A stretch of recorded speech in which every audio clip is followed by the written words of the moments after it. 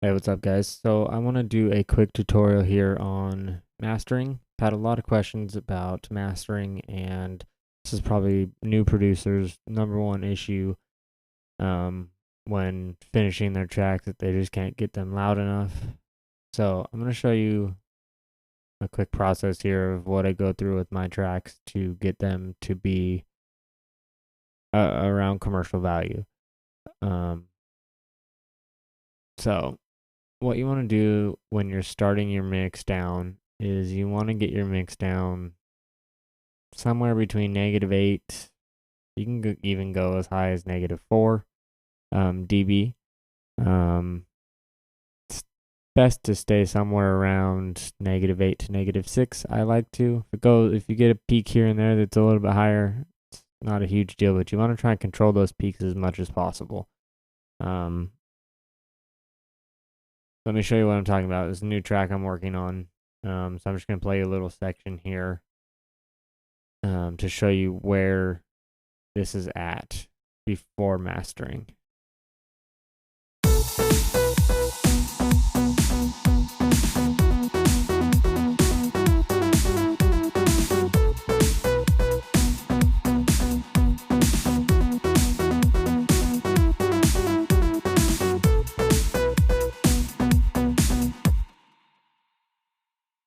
Okay, so you can see what I'm talking about with the headroom and where you want that to be sitting.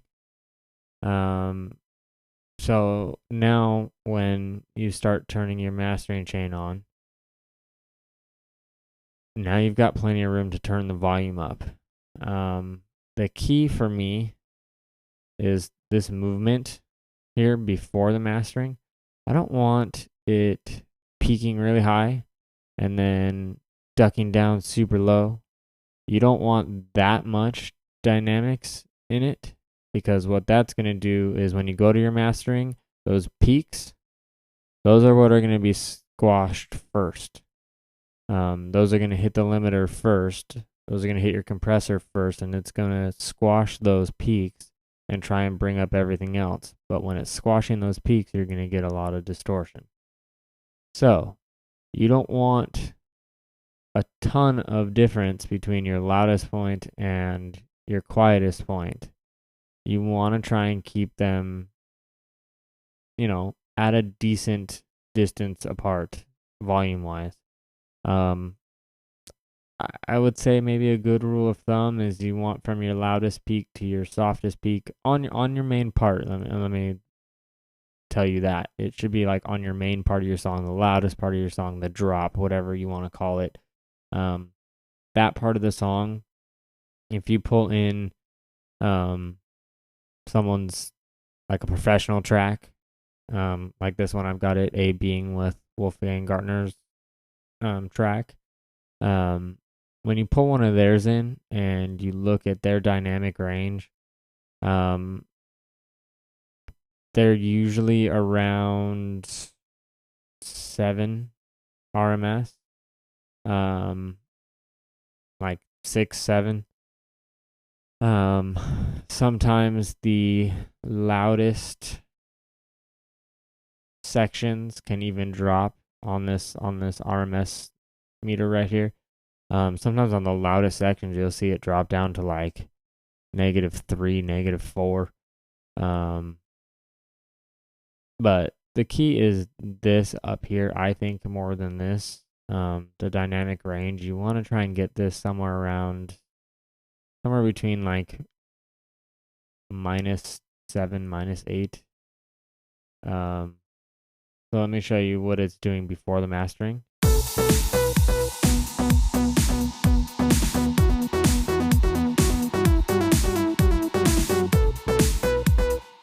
Okay, and I'm going to put my mastering stuff on and show you what it's doing.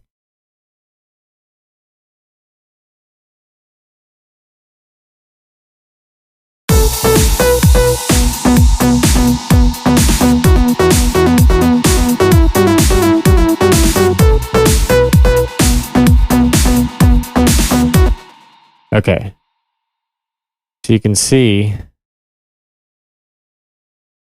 how this RMS went to like -6, -7. when I turned all the mastering stuff on, this dynamic range was in that same area.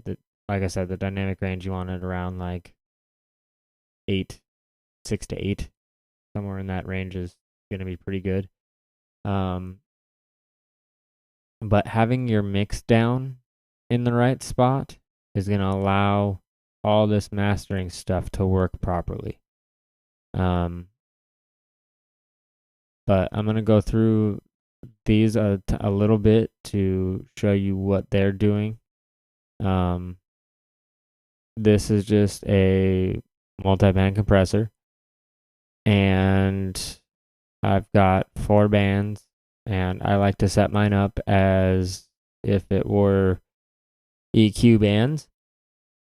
And I'm not going to go over the settings because, like I said, each song is different and I change the settings depending on the song.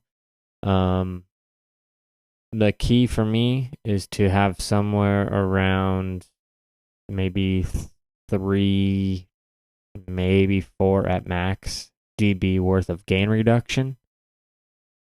And I typically won't do EQing on my mastering channel. And that's just a personal preference. If it works for you, cool. It doesn't really work for me very often. I'll do it every now and again, and it's usually just to cut some frequencies. I usually don't boost anything. I will use my multiband compressor to do that. And what I mean by that is this gain makeup section right here. I will boost these ranges. If I were to boost all them the same, so for instance, when it's playing, I'm getting some gain reduction of about 3 dB across the board, like 3 to 4 dB across the board. So I could just boost all of these 3 dB, and my EQ for the track is going to sound exactly the same. I will boost these bands depending on what the track needs to kind of EQ it. So for instance, on this, I boosted these mid highs 2 dB more than these, and I boosted the highs to give it that air 4 dBs, which is 1 dB more than this stuff. So it's subtle EQing, but it does make a difference, and I'll show you the difference that it does make. I'll show you that real quick. I'll pull these down to 3 so that you can hear, like I'll start off with this at 3 and this at 3, and then I'll boost those back up to where they were so you can hear the difference.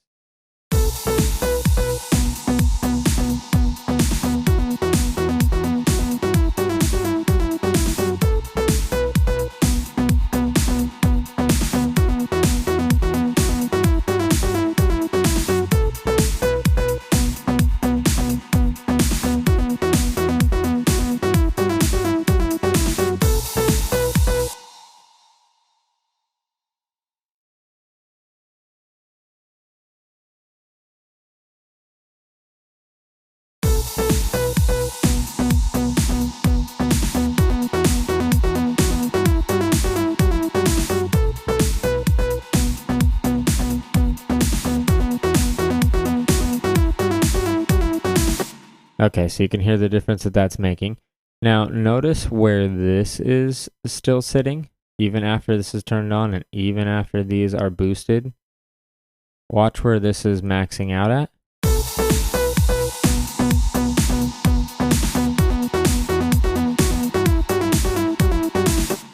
Okay, so we're maxing out, and I've still got about 3 dB worth of headroom. Next up, I just have a low cut. This is just cutting the low, everything below 30 hertz. Nothing crazy there. This plugin from Waves is awesome. Highly recommend this plugin. This is going to be, it's a mid-side processor pretty much. It's a stereo enhancer, stereo widener, whatever you want to call it. What it does is it allows you to isolate the mono frequencies and your stereo frequencies, and it allows you to kind of expand those. So this low section allows me to take it's super hard to explain, but I use this kind of as this is like a frequency spectrum right here. And the lower I go with this knob, the less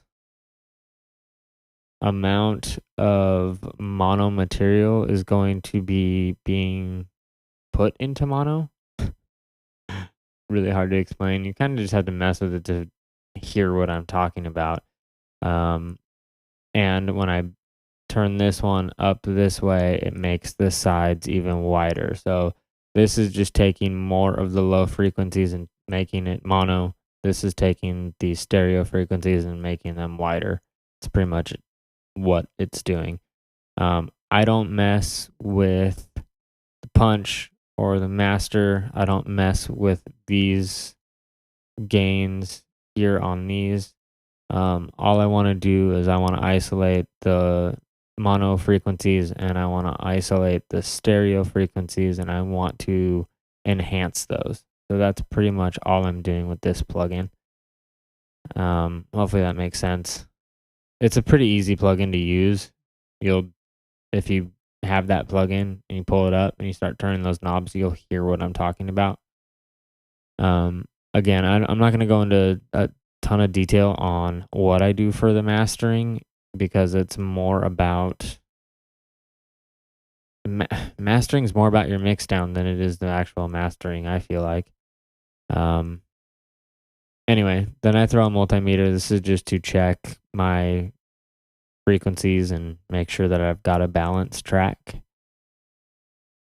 That doesn't do anything to the sound. And then on this track, I've used this L3 Ultra Maximizer from Waves. Now, you'll notice that I've got this set very high. So I'm pretty much boosting this by 10 dB. Now, remember, before it was coming to this, when the track was playing,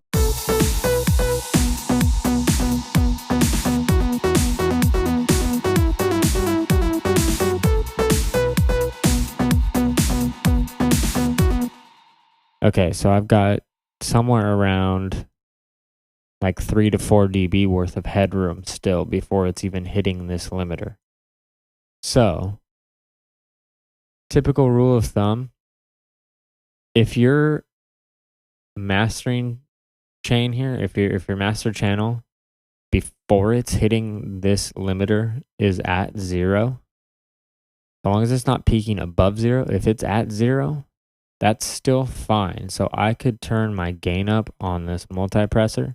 I could turn this gain up by 3 dB so that this is hitting somewhere around 0.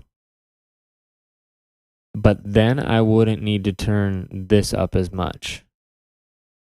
I find that you're going to get more loudness from a limiter than you will anything else. So I've still got 3 to 4 dB worth of headroom. So this normally starts at 0. Okay. I've got 3 to 4 dB worth of headroom. So we'll say 4. So that brings my track now to 0. Okay. So this is kind of zeroed out now. Now I want to boost my volume even more, which is now going to be limiting my track. This is what is going to get you a lot more loudness. This is what's going to get you that commercial level, that commercial volume. But you need to be careful with this because this can destroy your track. What it's essentially doing is it is squashing the loud stuff and it's bringing the quieter stuff up. When you do that, if you do it too much, you get distortion. So a good rule of thumb is once you're at 0, you can do somewhere around 4, sometimes even 7, like 4 to 7 dB worth of boosting, and it'll still sound okay. The higher you go, the more distortion you're going to get, and I'm going to show you that. So right now we're at 4, right?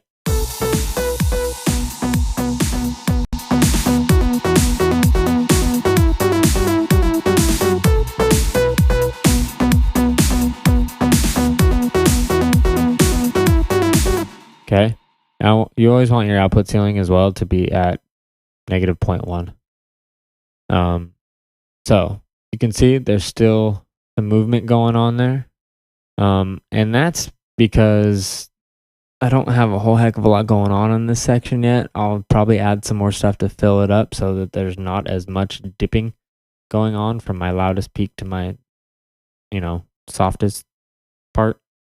But anyway, I'm going to start pulling this down even farther, which is turning the gain up more. And I'm going to show you how that this bar, which is moving, watch again. So you can see how much that meter is bouncing up and down. Watch as I start pulling this down, how that bouncing starts to go away.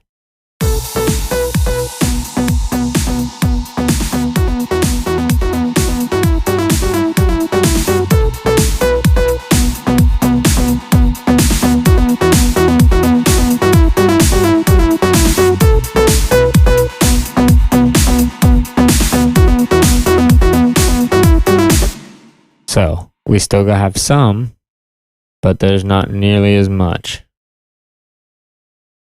And that's what's gonna help you get your track to the loudness that it needs to be at. Now, the gain reduction, which is this meter right here, you can see the red that's being shown here. That's the gain reduction. You want to try and keep your gain reduction below 6. Somewhere below 6 is going to still sound okay. The higher you go, which I'm going to show you now, you're just going to get distortion. Not going to really make the track that much louder at this point. You're going to find a sweet spot where it's not going to really make the track any louder. It's just going to start distorting. Let me show you that.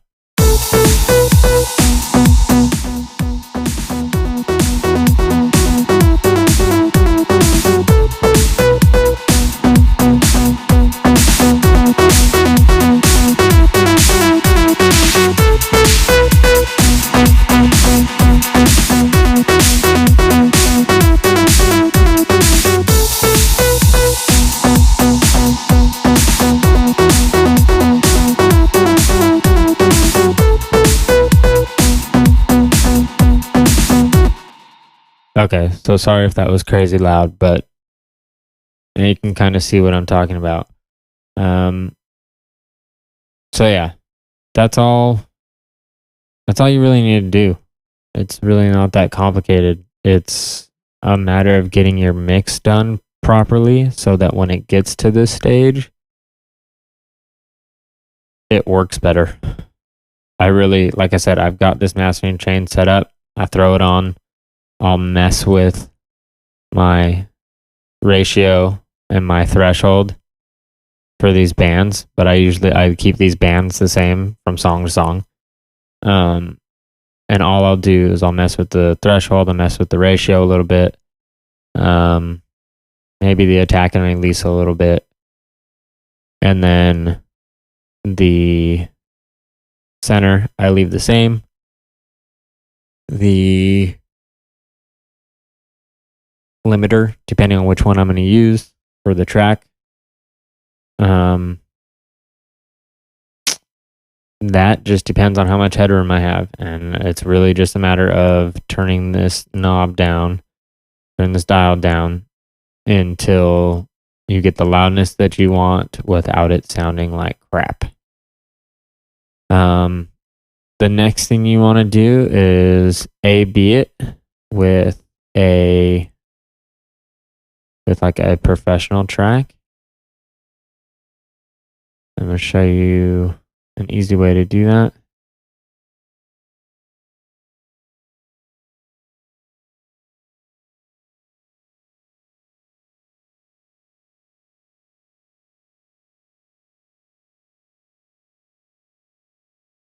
Okay, so I'm going to show you this is the way you want to be able to A/B things pretty quickly in Logic.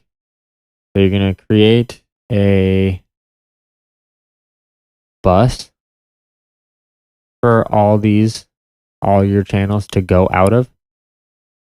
So I've sent them all to bus 64. I didn't do these because these have no output. But everything else is going to go out of this bus, and then this bus will go out of your master. So what I'm going to do is I'm going to move these guys over, and to do that you do Option Command, and you just drag them.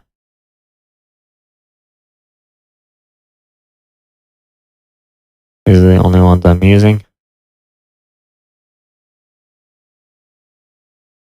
And I'm just going to bypass these. Okay.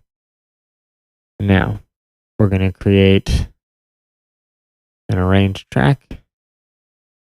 I'm going to call this master A, B.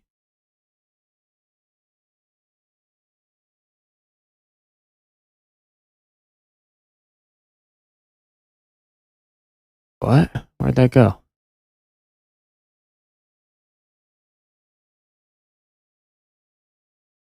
Okay, don't know why I didn't change that.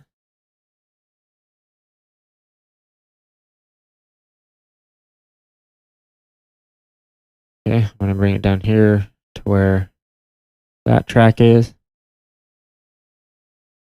Now, this has my mastering stuff, and all these channels right here are all going out of this bus.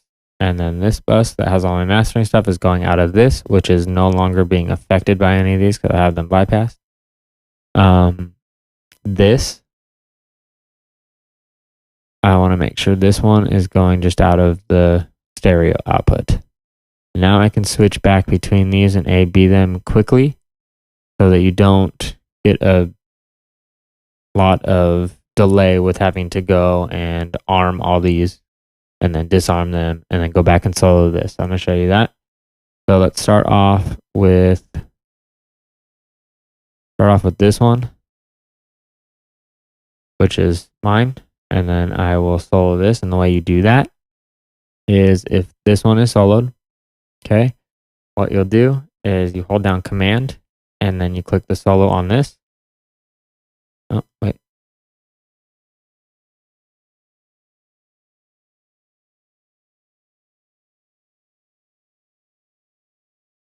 Forget how to do it.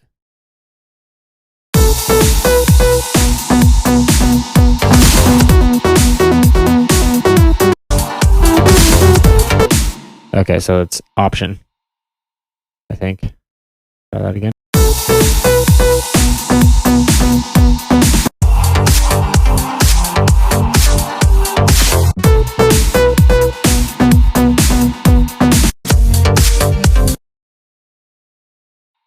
Yeah. So it's Option. Sorry, not Command.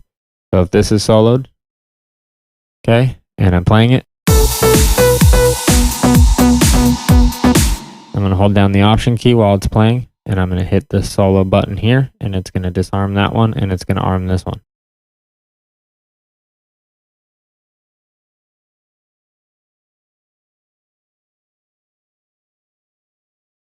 Pretty easy, right? It's kind of a pain how you have to set this up, but that's how you do this in Logic, and that's a very easy way to be able to A/B your track with another track.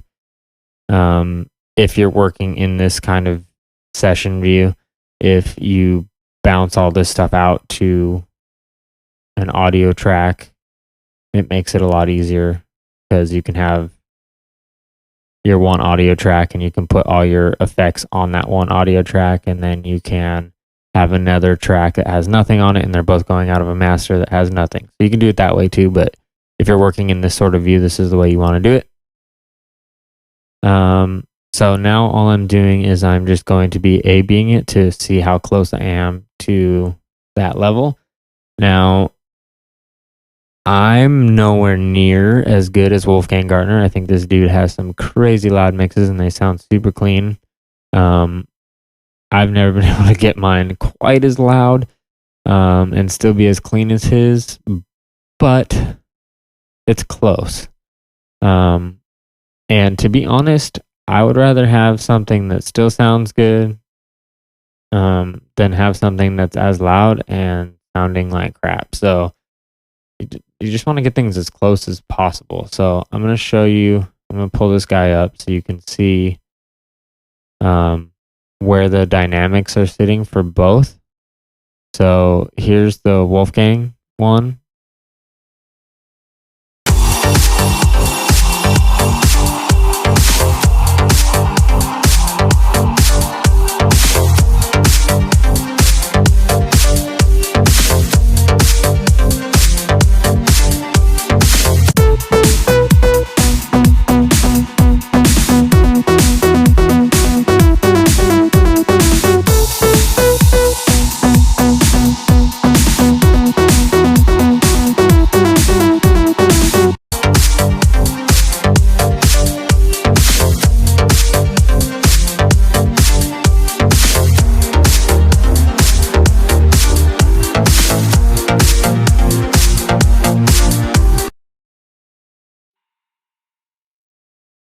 Okay, so hopefully that makes some sense. Hopefully that clears things up a little bit with you guys.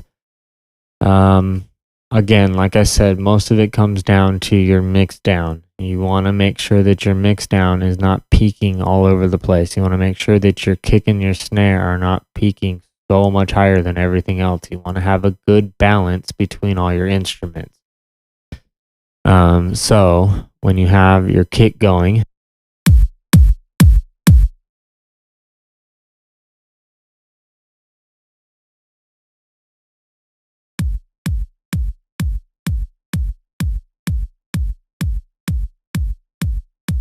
okay, and I'm going to add the snare.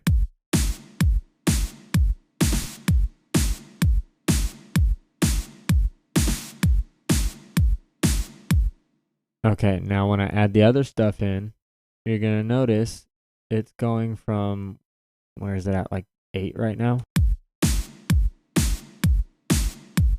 So about -9 dB with both the kick and snare playing together. When I add the other stuff in, it's going to go from that, from -9. When I add the other stuff in, it's going to go to about -6. That means that my track doesn't have peaks like crazy. I don't have it ducking way below that range. So here, let me show you what it does.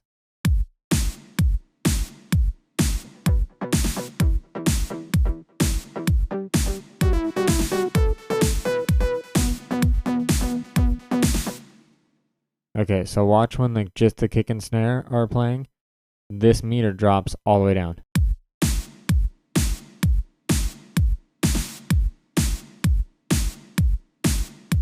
See what I'm saying? So see how much variation there is in between those gaps? Then, when I add these guys in, it's not dipping as much now. So now we don't have a super loud peak and a super quiet peak.